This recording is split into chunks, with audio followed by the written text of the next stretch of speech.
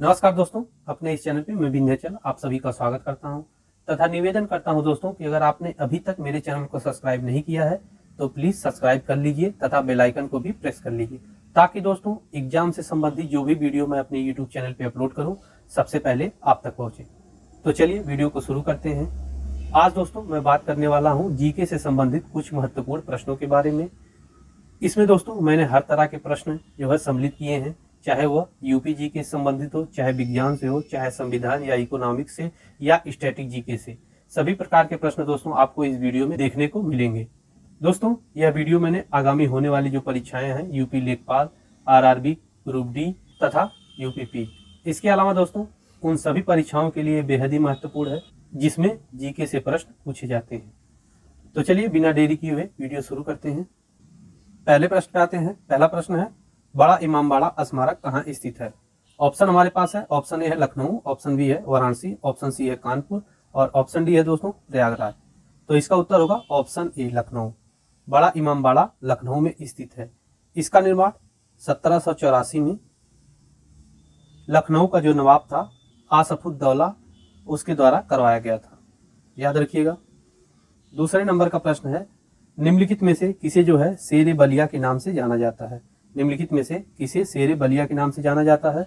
Option हमारे पास है, option A है भगत सिंह, ऑप्शन बी है चंद्रशेखर आजाद, ऑप्शन सी है चित्तू पांडे और ऑप्शन डी है मंगल पांडे। तो हमारा उत्तर होगा दोस्तों चित्तू पांडे। 1942 में चित्तू पांडे ने जो है भारत छोड़ो आंदोलन में महत्वपूर्ण भूमिका निभाई थी, इसीलिए इसे जो है शेर बलिया के नाम से जाना जाता है, याद रखिएगा। उत्तर प्रदेश को पहले संयुक्त प्रांत के रूप में जाना जाता था, इसे जो है किस वर्ष उत्तर प्रदेश नाम दिया गया? पहले दोस्तों उत्तर प्रदेश को हम लोग संयुक्त प्रांत के नाम से जानते थे, बाद में इसे उत्तर प्रदेश नाम दे दिया गया। यह नाम कब दिया गया? ऑप्शन ए है 1947, ऑप्शन बी है 1951, ऑप्शन सी है 1950 और ऑप्शन डी है 1948। तो इसका उत्तर होगा ऑप्शन सी 1950 में। 24 जनवरी 1950 को उत्तर प्रदेश का जो है नाम संयुक्त प्रांत से उत्तर प्रदेश रख दिया गया। तो याद रखिएगा दोस्तों, प्रत्येक 24 जनवरी को हम लोग उत्तर प्रदेश दिवस के रूप में मनाते हैं। 4 नंबर का प्रश्न है, संयुक्त प्रांत से उत्तर प्रदेश के रूप में नाम बदलने के बाद उत्तर प्रदेश के सबसे पहले राज्यपाल कौन थे? ऑप्शन है, ऑप्शन ए है वेंकटगिरी, ऑप्शन बी है फिरोज शाह मोदी, ऑप्शन सी है विश्वनाथ दास और ऑप्शन डी है अकबर अली खान। तो हमारा उत्तर होगा दोस्तों फिरोज शाह मोदी। उत्तर प्रदेश के सबसे पहले राज्यपाल बने थे फिरोज शाह मोदी, याद रखिएगा।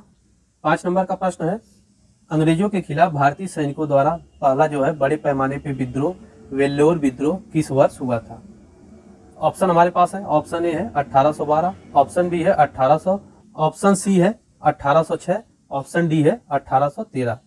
तो इसका उत्तर होगा दोस्तों 1806। 10 जुलाई 1806 को वेल्लोर विद्रोह हुआ था, याद रखिएगा। 6 नंबर प्रश्न पे आते हैं। 6 नंबर का प्रश्न है, किस वर्ष में ईस्ट इंडिया कंपनी ने रणजीत सिंह के साथ जो है अमृतसर की पहली संधि पर हस्ताक्षर किए थे? किस वर्ष में ईस्ट इंडिया कंपनी ने रणजीत सिंह के साथ अमृतसर की पहली संधि हस्ताक्षर किए थे? ऑप्शन हमारे पास है दोस्तों, ऑप्शन है 1800, ऑप्शन बी है 1805, ऑप्शन सी है 1806 और ऑप्शन डी है 1809। तो हमारा उत्तर होगा दोस्तों 1809। 7 नंबर का प्रश्न है, ब्रह्म समाज की स्थापना किसके द्वारा की गई थी? ब्रह्म समाज की स्थापना किसके द्वारा की गई थी? ऑप्शन ए है राजा राम मोहन राय द्वारा, ऑप्शन बी है स्वामी दयानंद सरस्वती द्वारा, ऑप्शन सी है केशव चंद्र सेन द्वारा और ऑप्शन डी है स्वामी विवेकानंद द्वारा। तो दोस्तों आप सभी को पता है ब्रह्म समाज की स्थापना राजा राम मोहन राय के द्वारा की गई थी।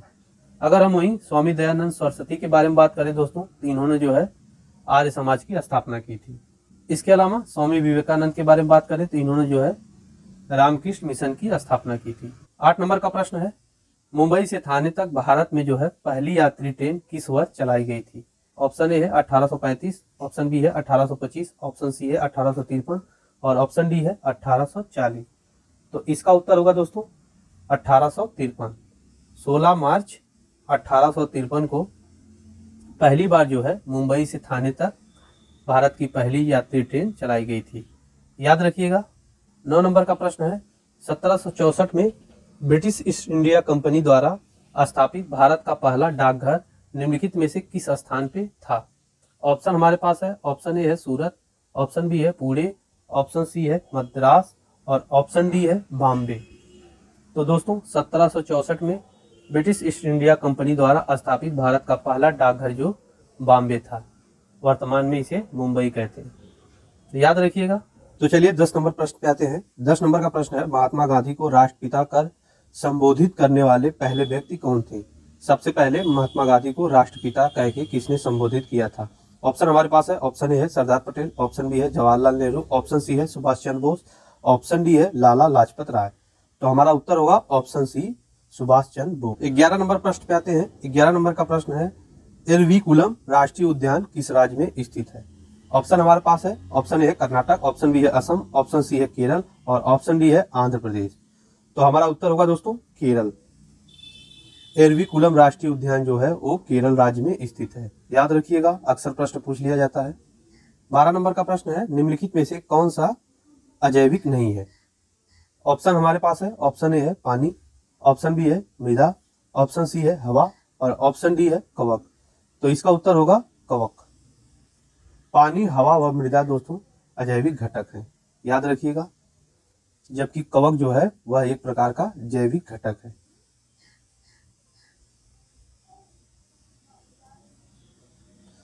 आगे बात करते हैं। 13 नंबर का प्रश्न है, अंगूर की खेती करने को निम्नलिखित में से किस नाम से जाना जाता है?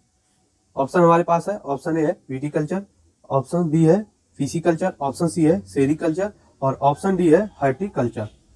दोस्तों इसका उत्तर होगा ऑप्शन ए विटिकल्चर। अंगूर की खेती करने को हम लोग विटिकल्चर कहते हैं।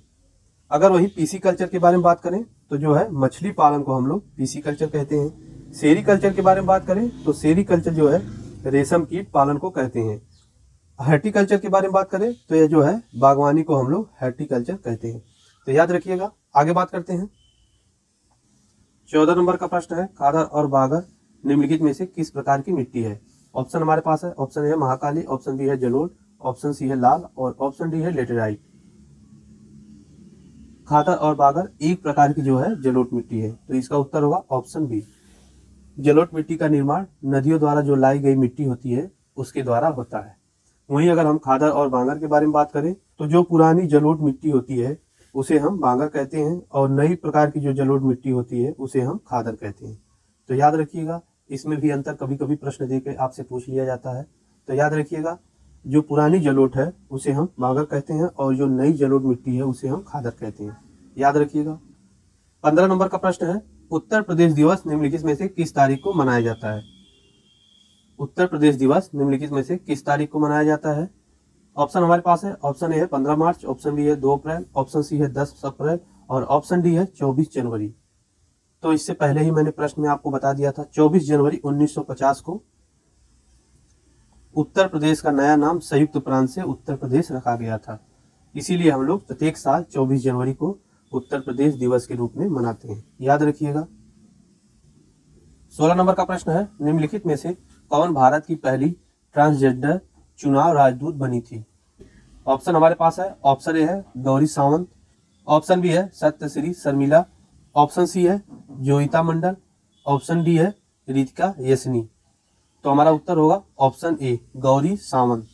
गौरी सावंत जो है पहली ट्रांसजेंडर चुनाव राजदूत बनी थी। याद रखिएगा। 17 नंबर का प्रश्न है, निम्नलिखित में से कौन सा देश विश्व में गेहूं का सबसे बड़ा उत्पादक देश है? अगर हम विश्व के बारे में बात करें तो सबसे बड़ा जो गेहूं का उत्पादन है दोस्तों वह है चीन। दूसरे नंबर पे भारत का स्थान आता है। कुछ ऐसी फसलें हैं दोस्तों जिसमें जो है चीन का प्रथम स्थान है और भारत का दूसरा स्थान है। चाय के बारे में तो चाय में भी चीन का प्रथम स्थान है और जो है भारत का दूसरा। इसके अलावा प्याज, आलू, चावल, रेशम इत्यादि में दोस्तों चीन का जो है प्रथम स्थान है तथा भारत का दूसरा स्थान है। याद रखिएगा। 18 नंबर का प्रश्न है, किथम झील और सूर सरोवर पक्षी अभ्यारण्य निम्नलिखित में से किस शहर के पास स्थित है? ऑप्शन हमारे पास है, ऑप्शन ए है झांसी, ऑप्शन बी है कानपुर, ऑप्शन सी है लखनऊ और ऑप्शन डी है आगरा। तो हमारा उत्तर होगा आगरा। किथम झील और सूर सरोवर पक्षी अभ्यारण्य जो है आगरा शहर के पास स्थित है। 19 नंबर का प्रश्न है 1975 में भारत द्वारा लॉन्च किए गए पहले अंतरिक्ष यान का नाम क्या है? ऑप्शन हमारे पास है, ऑप्शन ए है भास्कर, ऑप्शन बी है आर्यभट्ट, ऑप्शन सी है एप्पल और ऑप्शन डी है रोहिणी। तो हमारा उत्तर होगा आर्यभट्ट। 19 अप्रैल 1975 को इसका प्रक्षेपण सोवियत संघ के बैकानूर प्रक्षेपण केंद्र से किया गया था। याद रखिएगा कब किया गया था? 19 अप्रैल 1975 को। 20 नंबर का प्रश्न है डीआरडीओ द्वारा विकसित निम्नलिखित में से कौन सी मिसाइल हवा से हवा में मार करने वाली एक मिसाइल है? डीआरडीओ द्वारा विकसित निम्नलिखित में से कौन सी मिसाइल हवा से हवा में मार करने वाली एक मिसाइल है? तो याद रखिएगा ऑप्शन हमारे पास है, ऑप्शन ए है प्रहार, ऑप्शन बी है शौर्य, ऑप्शन सी है अस्त्र और ऑप्शन डी है पृथ्वी तृतीय। तो हमारा उत्तर होगा दोस्तों ऑप्शन सी अस्त्र। इसका निर्माण जो है डीआरडीओ के द्वारा किया गया था। यह जो है हवा से हवा में मार करने वाली एक मिसाइल है। याद रखिएगा इसका उत्तर होगा ऑप्शन सी। 21 नंबर का प्रश्न है निम्नलिखित में से किस विटामिन की कमी से रिकेट्स की बीमारी होती है? ऑप्शन हमारे पास है, ऑप्शन ए है विटामिन डी, ऑप्शन बी है विटामिन बी, ऑप्शन सी है विटामिन ई और ऑप्शन डी है विटामिन ए। तो हमारा उत्तर होगा ऑप्शन ए। विटामिन डी की कमी से दोस्तों रिकेट्स नामक बीमारी होती है। वहीं विटामिन बी के बारे में बात करें तो इसकी कमी से जो है बेरी रोग होता है, बेरी। विटामिन ई के बारे में बात करें तो इसके कमी से जो है नपुंसकता नामक बीमारी होती है।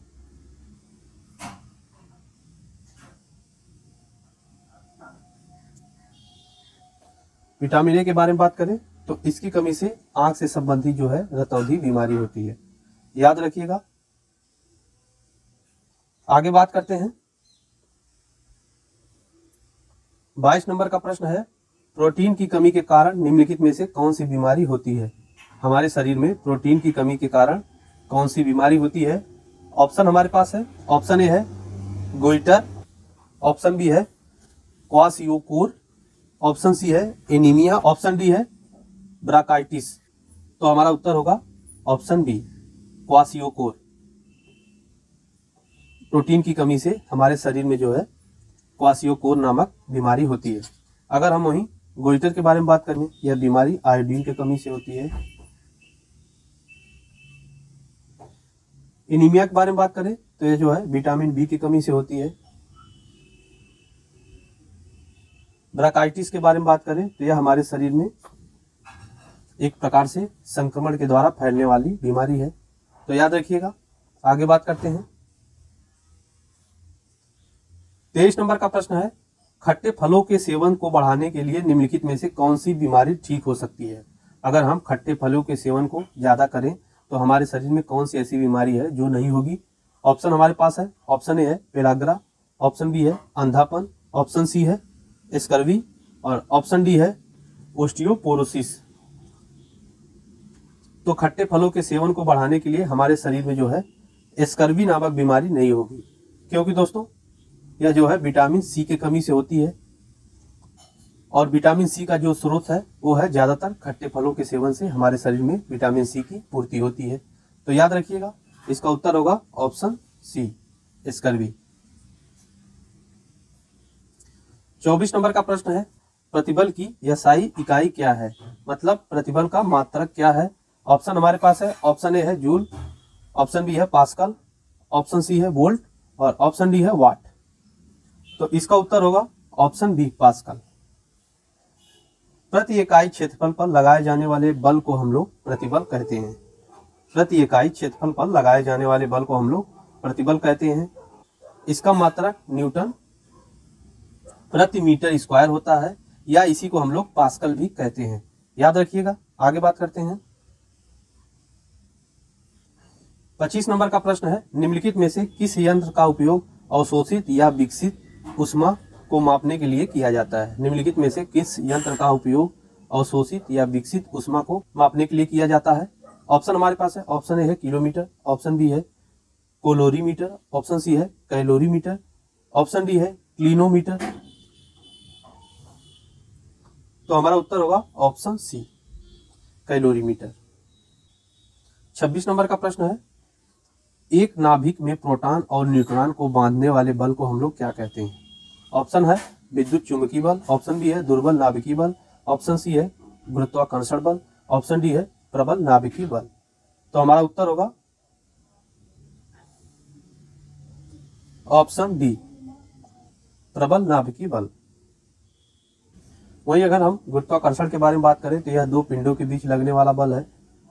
विद्युत चुंबकीय बल के बारे में बात करें तो दो यंत्रों के बीच जो है लगने वाला बल है। वहीं दुर्बल नाभिकीय बल के बारे में बात करें तो यह अणुओं के बीच लगने वाला बल है। तो इसका उत्तर होगा ऑप्शन सी, प्रबल नाभिकीय बल। याद रखिएगा। 27 नंबर का प्रश्न है, दहन के लिए निम्नलिखित में से कौन सी गैस आवश्यक है? दहन के लिए निम्नलिखित में से कौन सी गैस आवश्यक है? ऑप्शन ए है हाइड्रोजन, ऑप्शन बी है कार्बन मोनोऑक्साइड, ऑप्शन सी है ऑक्सीजन और ऑप्शन डी है मीथेन। तो हमारा उत्तर होगा ऑप्शन सी, दहन के लिए जो है ऑक्सीजन गैस आवश्यक है। वायुमंडल में दोस्तों इसकी मात्रा लगभग 21% है। याद रखिएगा। 28 नंबर का प्रश्न है, निम्नलिखित में से कौन सा मान एक क्षारीय विलयन के पीएच का प्रतिनिधित्व करता है? निम्नलिखित में से कौन सा मान एक क्षारीय विलयन के पीएच का प्रतिनिधित्व करता है? तो इसका उत्तर होगा ऑप्शन सी, 10। याद रखिएगा। अगले प्रश्न पे आते हैं। 29 नंबर का प्रश्न है, निम्नलिखित में से कौन सा पदार्थ एक धात्विक पदार्थ है? निम्नलिखित में से कौन सा पदार्थ एक धात्विक पदार्थ है? ऑप्शन ए है लकड़ी, ऑप्शन बी है पानी, ऑप्शन सी है रबर और ऑप्शन डी है लोहा। तो इसका उत्तर होगा ऑप्शन डी, लोहा। लोहा एक प्रकार का धात्विक पदार्थ है। तो चलिए इस वीडियो के अंतिम प्रश्न पे आते हैं। निम्नलिखित में से कौन सा एक जल में घुलनशील विटामिन है? निम्नलिखित में से कौन सा एक जल में घुलनशील विटामिन है? ऑप्शन हमारे पास है, ऑप्शन ए है विटामिन सी, ऑप्शन बी है विटामिन के, ऑप्शन सी है विटामिन डी और ऑप्शन डी है विटामिन ए। तो इसका उत्तर होगा ऑप्शन ए, विटामिन सी। इसके अलावा बात करें तो विटामिन बी भी है जो जल में घुलनशील है।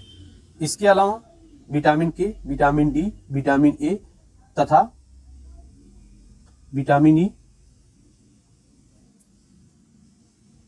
ये सारे विटामिन जो है वसा में घुलनशील है। याद रखिएगा, इससे अक्सर प्रश्न बन जाते हैं। विटामिन बी और विटामिन सी जो है जल में घुलनशील है। इसके अलावा जो सारे विटामिन है वो वसा में घुलनशील है। याद रखिएगा। तो चलिए दोस्तों, इस प्रकार से आपका 30 प्रश्न पूरा हुआ। अगली वीडियो हम कुछ और जो है इंपॉर्टेंट प्रश्नों के साथ आपसे मुलाकात करेंगे। एक बार फिर दोस्तों आप सभी से रिक्वेस्ट कर रहा हूं कि अगर आपने मेरे चैनल को सब्सक्राइब नहीं किया है तो प्लीज सब्सक्राइब कर लीजिए। नमस्कार दोस्तों।